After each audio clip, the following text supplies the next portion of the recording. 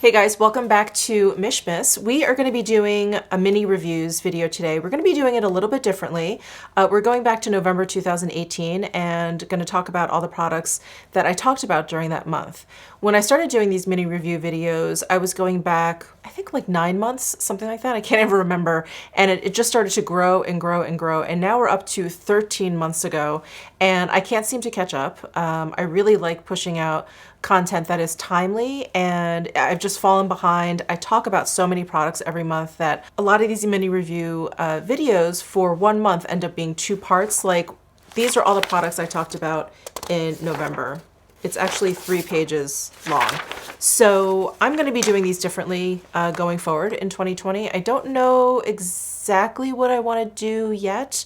I may do, instead of like monthly favorites, I may do monthly recaps and just talk about everything that I talked about in that month. But I feel like sometimes within a month, I'm not able to play around with everything as much as I want to. So I think maybe I'll do like quarterly roundups. I'll do something like every 3 months, just so it doesn't get away from me. It's not too far in the past. It's not too irrelevant to talk about. We'll see what transpires as the year goes on. But for this particular video, again, because I have so many products, I'm not going to be doing this the way I've done previous mini reviews where I've showed you every single product and I've held them up. It's just too many. It's really a lot. So, you know, I'm looking over the list of all the things that I talked about, and a lot of the things I have since talked about.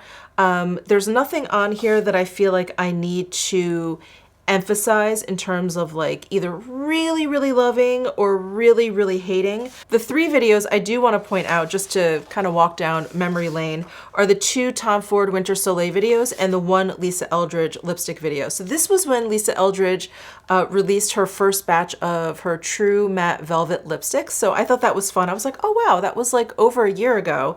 And that's when she came out with the first 3. I can't remember what they're called. It's like Velvet Jazz, Velvet Morning, and Velvet Muse? No, that's one of the newer ones. Sorry, I can't remember the 3 names, but those were like the reds that she came out with, her first 3, and I just fell in love with them, and those were really, really wonderful. And then the Tom Ford Winter Soleil collection, I still love this Winter Soleil collection. The Radiant Perfecting Powders, I absolutely love that. Gilt Glow, the Glow Drops in Liquid Sun and Liquid Sky.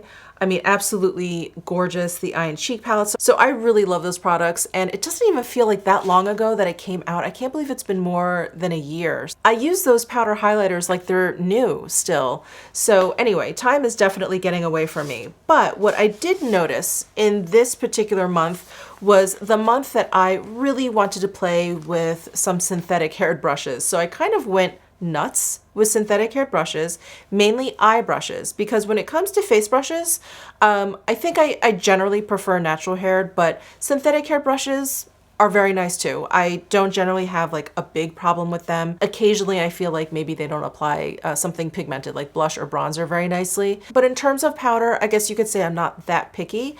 I just prefer natural haired brushes. But when it comes to eye brushes, I have a very, very difficult time finding synthetic haired eye brushes that I really enjoy. And you know, I've stopped comparing them to natural haired brushes because I feel like you're comparing apples to oranges. They're just not going to work the same way. And so I've been trying to kind of teach myself like how to work with synthetic haired brushes or what eyeshadows work with synthetic haired brushes. I'm still playing around. You know, I'm definitely a creature of habit and I still reach for my natural haired brushes. But sometimes I pull a synthetic haired brush out first just to kind of see, and then I'll move to the natural hair brush, and 9 times out of 10, I prefer the natural haired brush to the synthetic haired brush, and then I just kind of continue with the natural haired brushes in my collection. So I collected all of the synthetic haired brushes that I purchased during that month, and I want to tell you, not one of these brushes really stand out to be great. So just to summarize, I purchased 5 brushes from Hakuhodo. 5 or 6? Hold on. 1, 2, 3, 4, 5. Oh, 6. 6 synthetic hair brushes from Hakuhodo. Hakuhodo has this eye line, and then they even change it up. It's Hakuho and then dash do. These are their synthetic haired brushes. I tried all of these, and none of them impressed me. I didn't like the shape of this blender brush. I thought for synthetic hairs, this was just too long. Synthetic hairs, are a little bit flopsy for me, and I wish if this was shorter, I feel like it would have been a little bit more effective. This liner brush is okay. I had no problem with this liner brush. I just didn't think there was anything special. And then I had the same problem with this flat shader brush. I just found the bristles to be too long. And if I can show you one that I enjoy, which is actually made out of undyed goat hair, and this is the Hakuhodo J5523. See how the shape is like so different in terms of these flat shaders? And so I really enjoy this one, which happens to be natural hair. And this one, it just didn't, it's like I had no like control, and it didn't give enough pressure to actually be very effective. So I didn't really like this brush either. This brush, I was hoping I would be able to work with like cream products because it's almost like an angled like mini kabuki brush. But again, it was too like soft and a little bit too flimsy for me to actually like move cream products the way I wanted to. So that was a little bit of a disappointment. This little brush was okay. Again, I had the same problem with this one as I did with the other. I just didn't feel like it was very effective. If I put anything down along my lash line, let's say, and I wanted to smudge it out, it wouldn't move the product as effectively as a lot of my other kind of smudger brushes. And then if I wanted to apply something with this, it would just be a very light application. And I don't know, I never ended up reaching for it because I just didn't like the way it worked. This brush was okay. So this is a flat shader that I preferred over this one. This one is shaped more like that other Hakuhodo that I showed you. And so this one, this one was okay. This one is probably the brush, I want to say these two are probably the two brushes that I like the most out of the 6 that I purchased. Just these very kind of like standard shapes. These, which are a little bit different for me, just didn't really work for me at all. So a little bit disappointing overall in terms of synthetic brushes. I was hoping from Hakuhodo they would be of, I don't know, like of an elevated quality, or that I would have just, I don't know, a better experience with them, but they just didn't really impress me all that much. So then I became really, really determined to find a synthetic blender brush that I liked. What prompted, I think, all of this is that Tom Ford switched over from natural hair to synthetic hairs, and I love the Tom Ford number 13 blending brush. This is the synthetic haired version. And if I'm not mistaken, Tom Ford brushes are produced by Hakuhodo. And this one is, it's fatter than the Hakuhodo one, but it's very similar in length.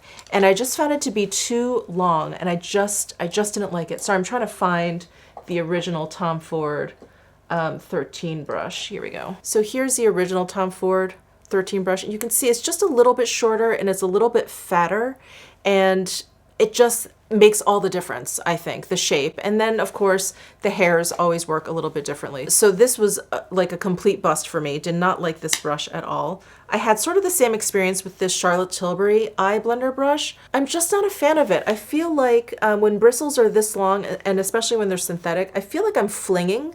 I'm not really like, I don't know, I'm not really like blending. Yeah, I just didn't like the way these bristles work. They were almost too soft. I just found this brush to be slightly ineffective. So was not a fan of that one. And then these 3 brushes were actually pretty decent. I had pretty good experiences with all of these. I think out of these 3, and this is the Fenty blending brush, the 210, the Sephora Pro Featherweight Crease Brush, I think number 38, and then this Makeup Forever number 242. I think I had the best experience with this Makeup Forever, which is surprising to me because this one is very long too. I don't know, there's just something about these bristles, maybe because of the way they're splayed at the top, or maybe they're just a little bit more loosely packed or something, that I felt like they did a really nice job blending out. What I liked using this brush for is what I use very often, the Isom G34 brush for, which is just blending without any sort of pigment on there. And I like using this brush for that as well. I always reach for this one because it's a little bit fluffier. I feel like it's just a little bit more efficient. And then while I was at it, I purchased some other Makeup Forever brushes because many of you recommended them to me, and they were fairly nice. This 218, this is a great kind of chubby pencil brush, or smudger brush. This one I've had good luck with. This one is okay. This is the 226 brush. This is like a flat shader. This one just didn't like pick up pigment the way I wanted it to. It didn't like grip onto pigment. You know, like when you go back and forth in the pan, especially with the brush this thin, usually you can start to see, at the tips at least, you can start to see the pigment kind of come up through the bristles. Like it's like just grabbing all of the product and it's bringing it up. But you really couldn't see that with this brush. It just wasn't like grabbing anything. So then I started using this brush for like liquid products, and it was okay. I felt like the liquid products, were just kind of coming out a little bit streakier than usual. And I don't know, maybe it's the density of this brush. Maybe if there were just a few more bristles on here, it'd be okay. And then I got this like brush kit from Pkwy, and it came with 5 brushes on the inside. This blending brush from Pkwy, I have really, really been enjoying. It's really lovely. It works almost like a natural hair brush. I feel like it lays product down nicely, and I feel like it just has a nice kind of texture to the brush. It's not too stiff, it's not too soft. I find it very effective to blend, very effective to like lay product down. It's just been really great. All of these brushes, I have to admit, I have not used in a very long time. I brought them on a few trips, I washed them, and then I stuck them in this case, which is why they look a little flat here. But all of these brushes are great, are really, really great. This one they call their cheek brush, and it's a nice, for my collection, a unique shape in terms of cheek brushes, because it's definitely on the flatter side, where I have a lot of cheek brushes that are a little fluffier, if you will. And this one is just very nice if you want to just like lay cheek product down in a sweeping motion if you're not into buffing. And it actually works really, really great with their cheek products because they have a very soft finish. They're beautiful. They're powdery, you know, they're not like a baked gelée formula. They're on the powdery side. And so this is lovely to kind of just brush lightly across your cheekbone. Very, very effective. I love this brush. And then this brush, this is their foundation and mask brush. This is like a synthetic version of that Trish McEvoy brush that I love so much. It's right here. This is sable hair, which I will always prefer over synthetic, but if you want a synthetic haired brush that is similar to the shape of this Trish McEvoy 55 brush that I love, this one from Pkwy is great. Again, it's the foundation and mask brush. And I use that Trish McEvoy 55 brush for like under eye concealer. And you can do the same with this. This one is a little bit floofier.